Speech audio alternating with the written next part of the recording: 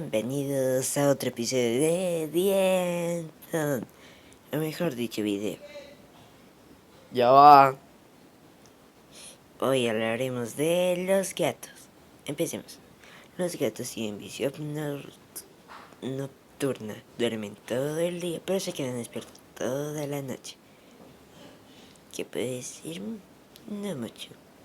Hay muchos tipos de gatos. Bueno, técnicamente de diferentes colores. Tienen garras que les permiten defenderse. Dientes que también les permiten defenderse. Espero que les haya gustado este video de Dienton. En el próximo video hablaremos de los